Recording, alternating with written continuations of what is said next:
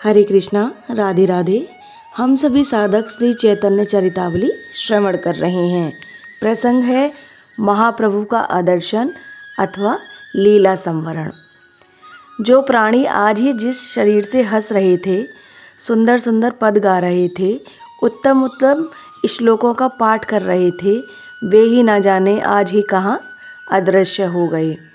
अब उनका 5 भौतिक शरीर दिखता ही नहीं। हाँ, कराल काल की कैसी कठोर और कष्टप्रद कीड़ा है, उसकी ऐसी चेष्टा को बार बार धिक्कार है। महाभारत में स्थान स्थान पर क्षात्र धर्म की निंदा की गई है। युद्ध में खड्ग लेकर जो क्षत्रिय अपने भाई बंधुओं और सगे संबंधियों का बात की बात में वध कर सकता है, ऐसे कठोर धर्म को धर्मराज युधिष्ठिर ऐसे महात्मा ने परम निंदे बताकर भी उसमें प्रवृत्त होने के लिए अपनी व्यवस्था बतलाई है। किंतु छात्र धर्म से भी कठोर और क्रूर कर्म हम जैसे क्षुद्र लेखकों का है, जिनके हाथों में वज्र के समान बलपूर्वक लोहे की लेखनी दे दी जाती है और कहा जाता है कि उस महापुरुष की आदर्शन लीला लिखो। हाय, कितना कठोर कर्म है। हृदय को हिला देने वाली इस प्रसंग का वर्णन हमसे क्यों कराया जाता है।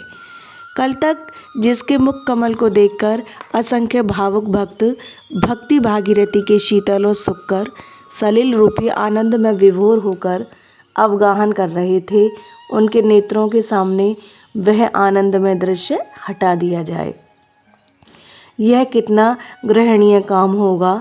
हाय रे विधाता, तेरे सभी काम निर्दयतापूर्वक होते हैं। निर्दयी, दुनिया भर की निर्दयता का ठेका तैने ही ले लिया है। भला जिनके मनोहर चंद्रवंदन को देखकर हमारा मन मुकुंद खिल जाता है, उसे हमारी आँखों से ओझल करने में तुझे क्या मज़ा मिलता है। तेरा इसमें लाभ ही क्या है। क्यों नहीं तू सदा उसे हमारे पास ही रहने देता। किंतु कोई दयावान हो, उससे तो कुछ कहा सुना भी जाए।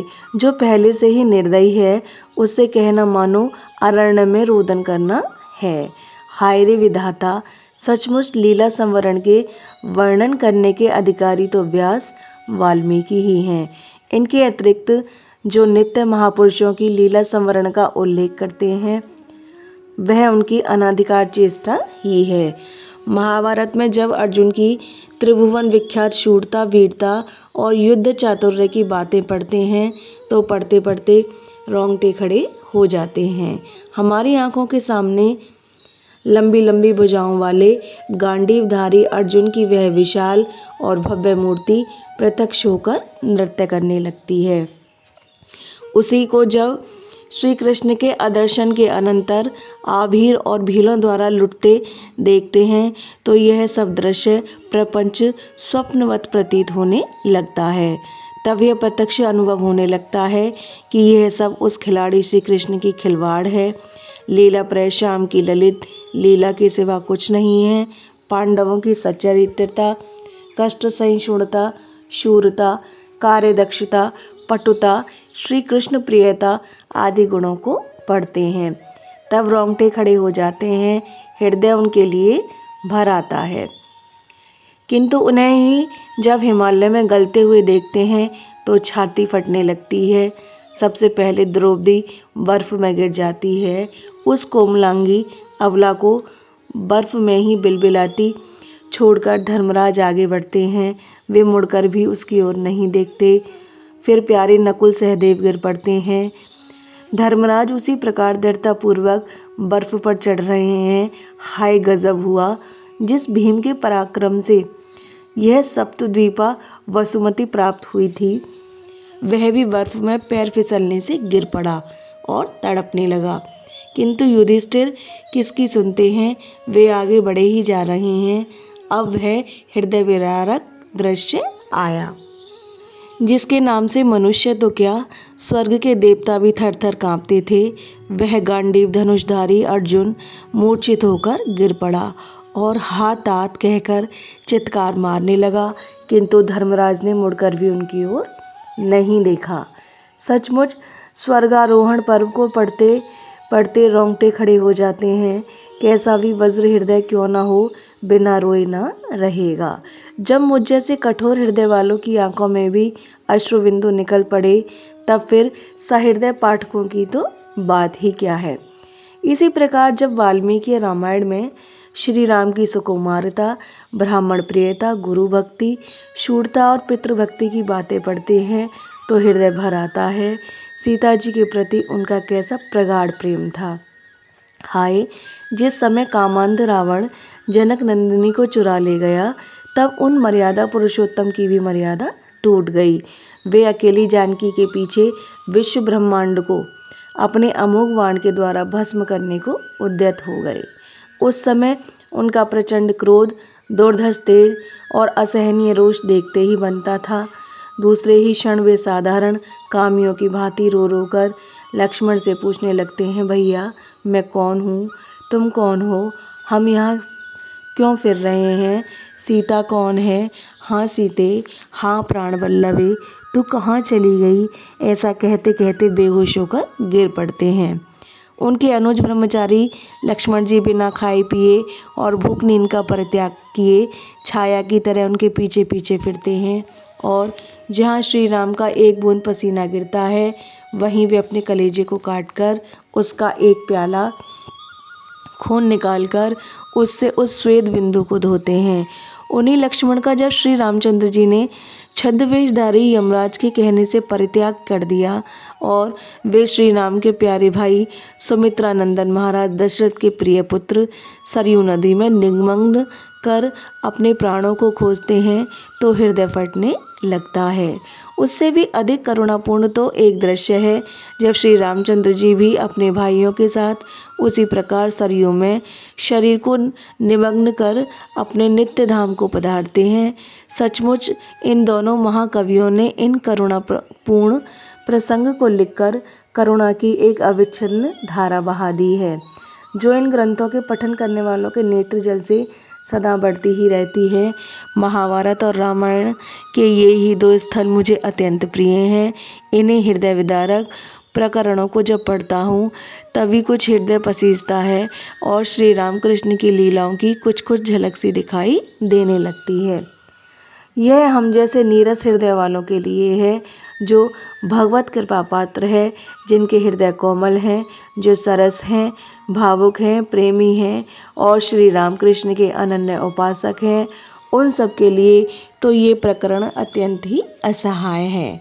उनके मत में तो श्री रामकृष्ण का कभी आदर्शन हुआ ही नहीं।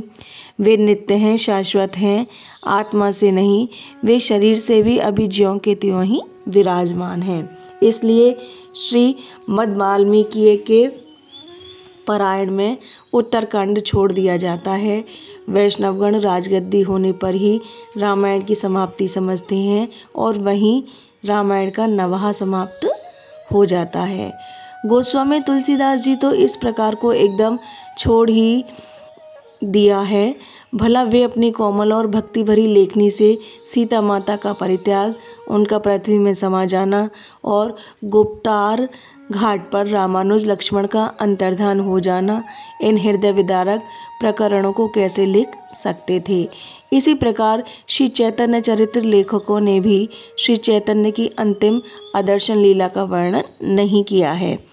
सभी इस विषय में मौन ही रहे हैं। हाँ, चैतन्य मंगल कराने कुछ थोड़ा सा वर्णन अवश्य किया है, सो आदर्शन की दृष्टि से नहीं, उसमें श्री चैतन्य देव के संबंध की सब करामाती अलौकिक चमत्कारपूर्ण घटनाओं का ही वर्णन किया गया है। इसलिए उनका शरीर साधारण लोगों की भांति शांत नहीं हुआ। इसी दृष्टि से अलौकिक घटना ही समझकर उसका वर्णन किया गया है। नहीं तो सभी वैष्णव इस दुखदायी प्रसंग को सुनना नहीं चाहते। कोमल प्रकृति के वैष्णव भला इसे सुन ही कैसे सकते हैं। इसलिए एक भौतिक घटनाओं को ही सत्य और इतिहास मानने वाले महानुभावों ने लिखा है कि श्री चैतन्य देव के भक्तों की अंधभक्ति ने श्री चैतन्य देव की मृत्यु के संबंध में एकदम पर्दा डाल दिया है। उन भोले भाई को यह पता नहीं कि चैतन्य तो नित्य है, भला चैतन्य की भी कभी मृत्यु हो सकती है। जिस प्रकार अग्नि कभी नहीं बुझती, उसी प्रकार चैतन्य भी कभी नहीं मरते। अज्ञानी पुरुष ही इन्हें बुझा और मरा हुआ समझते हैं। अग्नि तो सर्वव्यापक है, विश्व उसी के ऊपर अवलंबित है। संसार से अग्नि तत्व निकाल दीजिए, उसी क्षण प्रलय हो जाए। शरीर के पेट की अग्नि को शांत कर दीजिए, उसी क्षण शरीर ठंडा हो जाए। सर्वव्यापक अग्नि के ही सहारे यह विश्व खड़ा है। वह हमें इन चर्म चक्षुओं से सर्वत्र प्रत्यक्ष नहीं दिखती। दो लकड़ियों को घिसिए, अग्नि प्रत्यक्ष हो जाएगी। इसी प्रकार चैतन्य सर्वत्र व्यापक है। त्याग, वैराग्य और प्रेम का अवलंबन कीजिए। चैतन्य प्रत्यक्ष होकर ऊपर को हाथ उठा उठा कर नृत्य करने लगेंगे। जिसका जीवन अग्निमय हो, जो श्री कृष्ण के प्रेम में छटपटाता सा दृष्टिगोचर होता हो, जिसके शरीर में त्याग, वैराग्य और प्रेम ने घर बना लिया हो, जो दूसरों की निंदा और दोष दर्शन से दूर रहता हो, वहाँ समझ लो कि श्री चैतन्य यहाँ प्रत्यक्ष प्रकट हो गए हैं। यह प्रसंग अब यहीं विश्राम लेता है। हरे कृष्णा, राधे राधे।